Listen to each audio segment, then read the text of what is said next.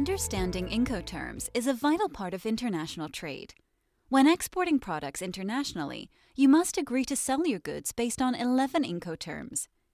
Incoterms is short for International Commercial Terms, which are published by the International Chamber of Commerce and relate to international commercial law. They are accepted by governments and legal authorities around the world.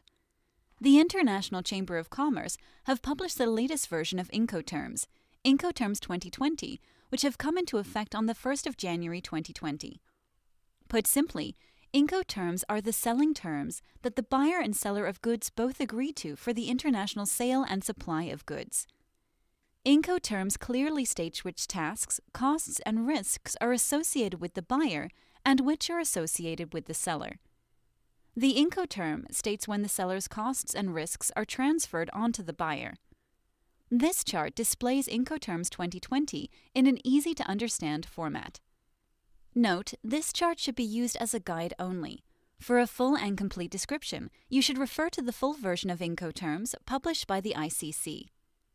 The blue section displays the different types of Incoterms beginning from left to right. The green section shows the groups, any mode or modes of transport, and sea and inland waterway transport. The yellow section shows the freight collect terms and the freight prepaid terms. Starting from the left side is the exporter or the seller of the goods, beginning at the seller's location or warehouse. As you move along to the right, the products leave the warehouse, get loaded on board a vessel or aircraft at the port of loading, get shipped through to the port of destination, pass through customs at the arriving country, and then get delivered further through to the buyer's location. Along the way, there are set Incoterms to establish which risks and costs are agreed to be paid by the seller and which are to be transferred to the buyer. The left side of the chart displays the different obligations and charges and displays which are covered by the seller and which are covered by the buyer. So starting from the left is the first Incoterm EXW, which means X Works or X Warehouse. If the buyer and seller agree to sell goods on X Works terms, then the seller's obligations are simple. The seller will only cover the cost of the goods and the export packaging X warehouse. So the seller will manufacture the goods and have them packaged and ready for collection from their warehouse. From then on, all additional costs and risks involved in transport away from the warehouse is covered by the buyer. Moving further along the supply chain, there are FCA, FAS, and FOB Incoterms. Under FCA, free to carrier, the seller will cover export duties, taxes, and customs clearance to get the products prepared for export.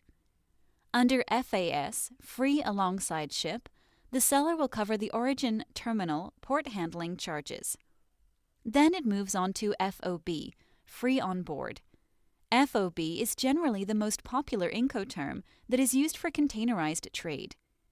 When FOB terms are agreed upon, the seller's obligation is to supply the goods and also to pay for all of the additional charges involved to get the goods actually loaded on board the vessel for export. That means the seller will cover all previously mentioned charges and pay for the loading charges to get the goods loaded on board the vessel for export. As soon as the goods are loaded on board, all further associated costs and risks are transferred onto the buyer. The buyer will pay for the international freight and all charges thereafter. If the seller agrees to pay for the cost of freight and carriage, then they can choose to sell the goods on CFR, CIF, CPT, or CIP Incoterms. Note that CFR and CIF are similar Incoterms that cover sea and inland waterway transport. If the seller agrees to cover the cost of insurance during international sea freight, then they can sell on the CIF Incoterm.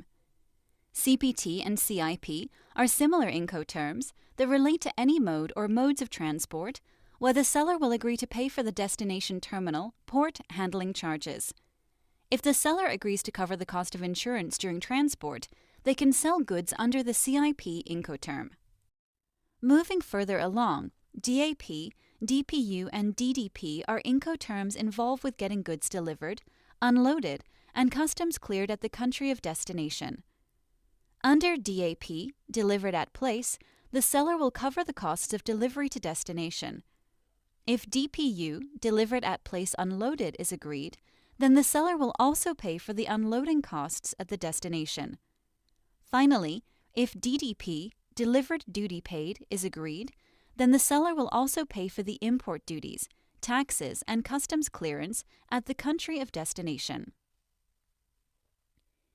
If you have any detailed questions relating to Incoterms, you should refer to your freight forwarder, the International Chamber of Commerce, or other professional advice. Before products can be shipped internationally, the buyer and seller must agree on the Incoterm that the goods are sold under. The Incoterm must be clearly stated in sales contracts and countersigned by both parties to avoid any misunderstandings. Should any disputes arise, then the details included in the documentation will be referred to. Incodocs is documentation software used by importers and exporters all over the world. It allows importers and exporters to connect to easily create all of the sales and shipping documentation required for global trade. Studi kasus 1. Sebuah perusahaan eksportir kopi asal Bandung mengirimkan 1 kontainer green bean coffee ke Hamburg, Jerman, menggunakan ketentuan CIF Hamburg Incoterms 2020. Dalam kesepakatan ini, eksportir menanggung biaya hingga pelabuhan tujuan dan wajib menyediakan asuransi kargo minimal ICC. Sementara risiko barang beralih kepada importir segera setelah dimuat di kapal asal. Setibanya di Hamburg, sebagian kopi ditemukan rusak, berjamur dan kadar air meningkat, diduga akibat kebocoran di dalam kontainer, sehingga dianggap tidak layak jual. Akibatnya, importir menolak bagian barang yang rusak dan mengajukan tuntutan kompensasi kepada eksportir. Studi kasus 2. Pada pertengahan tahun 2022, perusahaan elektronik Malaysia mengekspor komponen panel LED ke Jakarta menggunakan ketentuan CPT Carriage PT. Sesuai ketentuan ini, penjual membayar biaya pengangkutan hingga tujuan, tetapi risiko kerusakan beralih ke pembeli segera setelah barang diserahkan kepada pengangkut pertama. Selama pengiriman LED, kontainer mengalami benturan akibat gelombang yang menyebabkan 15% panel LED rusak, retak mikro, dan rusak total. Pembeli menemukan kerusakan tersebut saat inspeksi kedatangan di Jakarta. Studi kasus 3. Pada tahun 2021, sebuah perusahaan Jepang mengirimkan 5 unit traktor mini ke Surabaya, Indonesia, dengan ketentuan DPU Surabaya Warehouse Incoterms 2020. Berdasarkan ketentuan ini, penjual menanggung seluruh biaya dan risiko hingga barang diturunkan dengan aman di tempat tujuan. Masalah muncul saat kontainer tiba karena pembeli hanya menyediakan forklift berkapasitas 3 ton. Sementara setiap traktor berbobot 4 ton, perusahaan logistik yang ditunjuk penjual menolak melakukan pembongkaran karena menilai peralatan di gudang pembeli tidak memadai untuk memastikan proses unload berlangsung aman, sehingga menghambat pemenuhan kewajiban DPU penjual.